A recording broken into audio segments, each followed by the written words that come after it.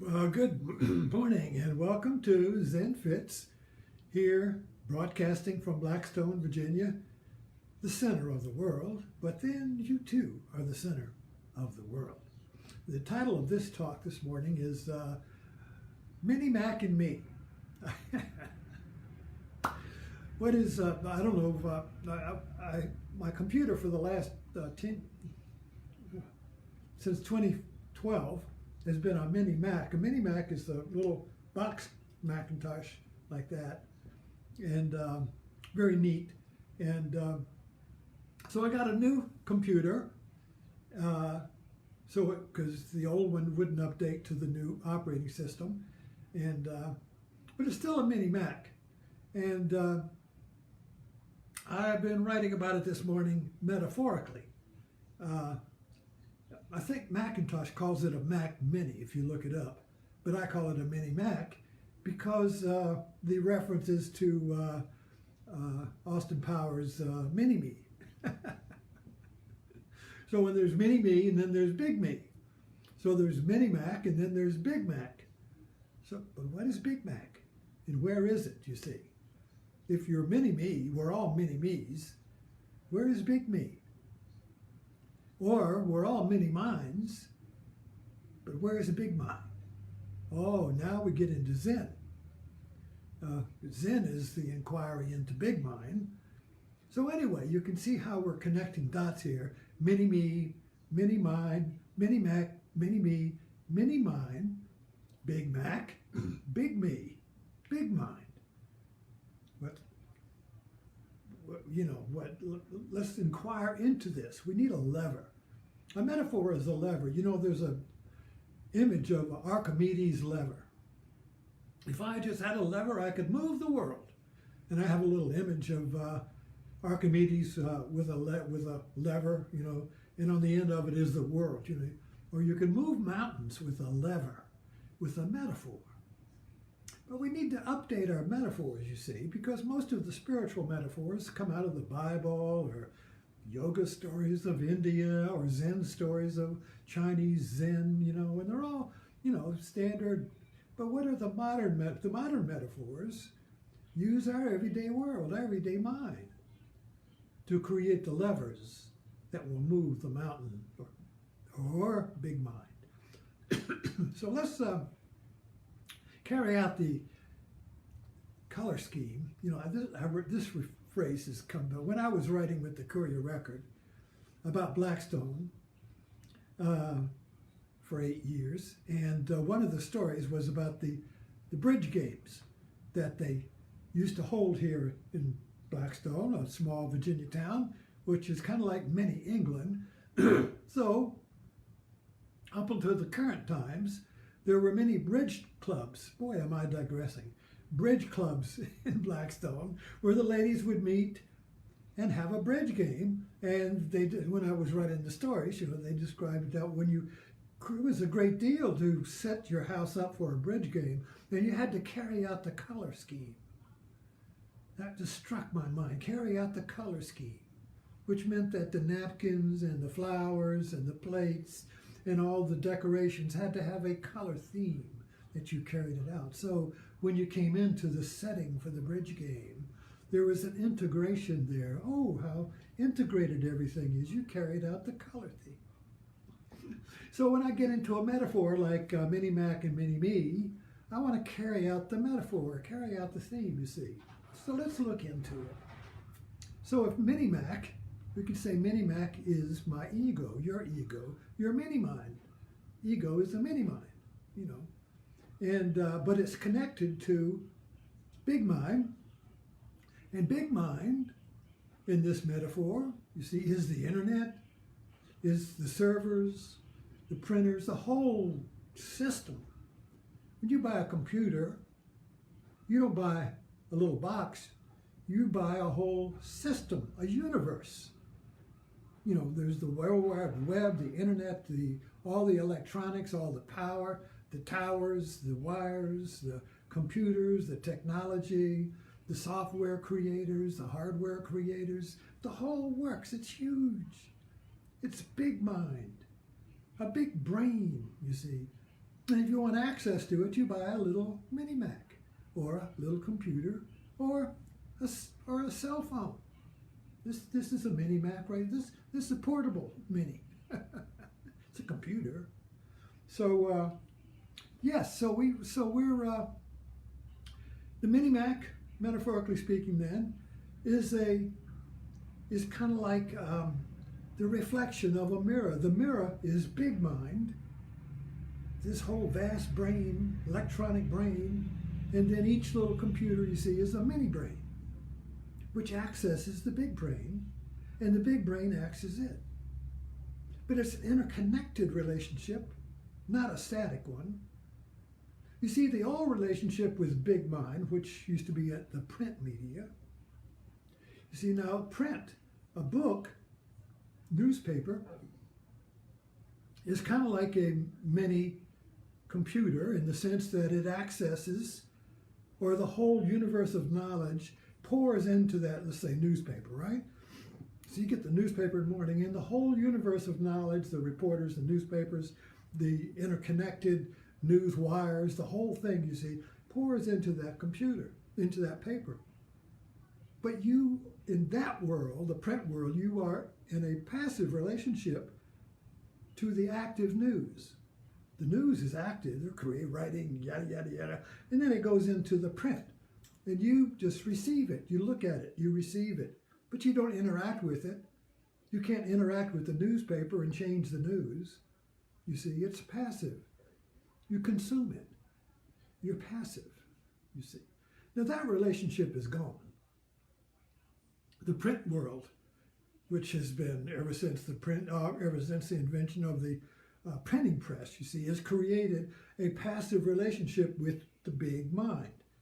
Mini mind, you, our mind, is in a passive consuming receivership of the news that comes in, you see.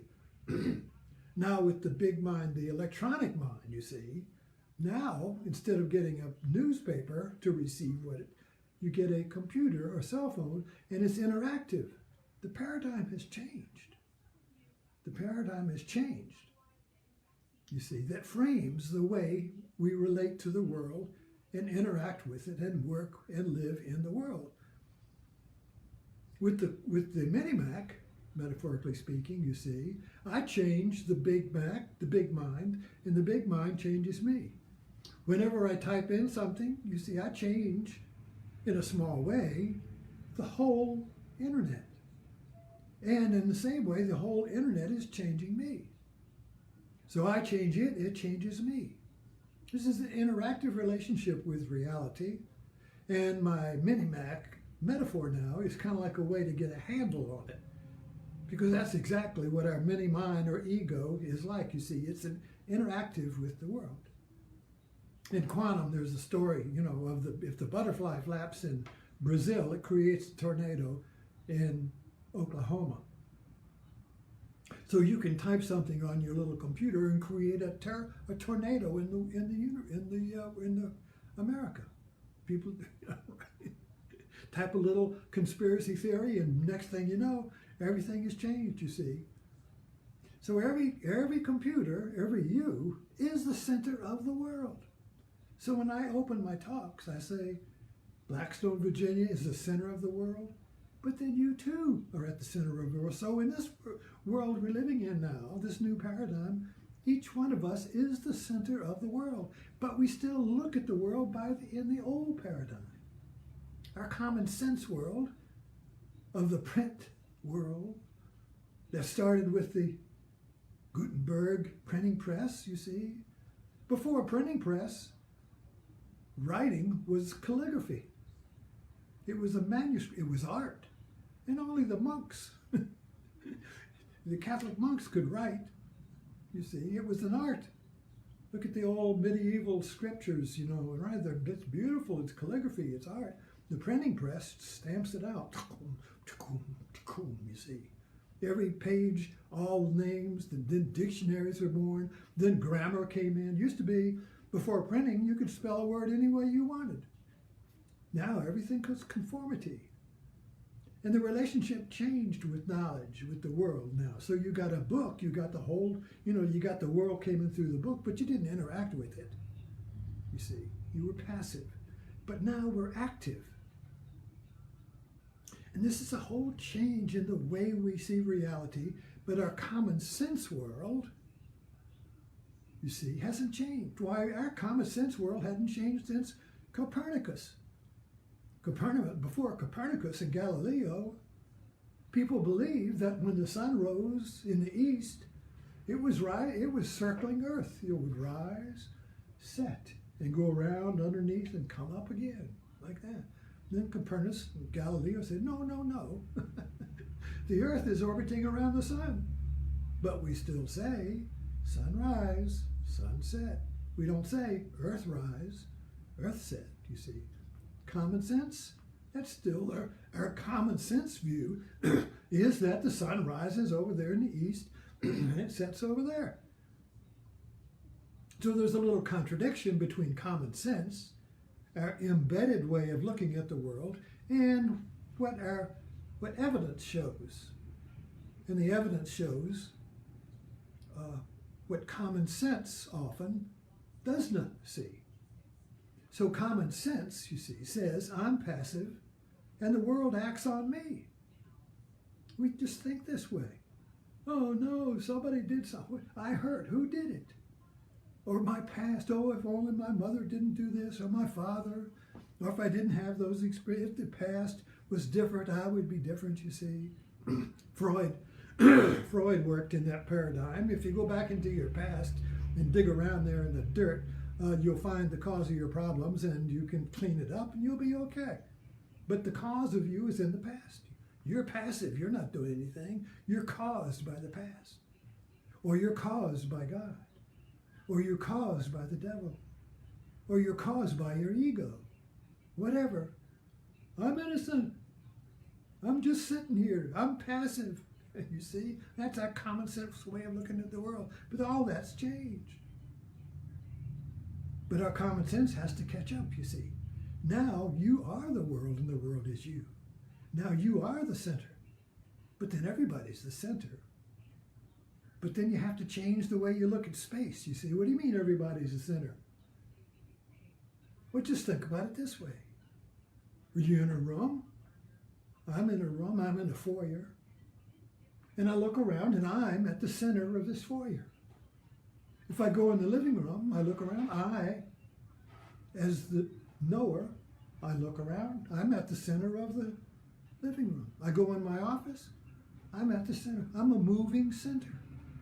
But my common sense says the house is the center and I move around in the house. That's our flat map view of the world. You have a house and I move around in it. If I want to go, I go there. But the interactive, view of the world is that of a GPS navigator. On a GPS navigator, you are always at the center, and if you move, the world moves around you. So if I go into the living room, do I move in the house, or does the house move around me? Or is it both, you see? When I go in the living room, I look around. Everything is still around me, 360 degrees. You see, I'm at the center. If I move over to the other side of this foyer, I'm at a different center. The whole town is moved around me. All of America. If I keep zooming out, I zoom out to the town, to Richmond, to Virginia, like on a map. The whole world moves. If I move 2 feet, if I move 1 inch, the world moves. So looking back at this new paradigm, you see, on your computer, if you type one word, if you post one thing, if you do one thing, you've moved the whole universe.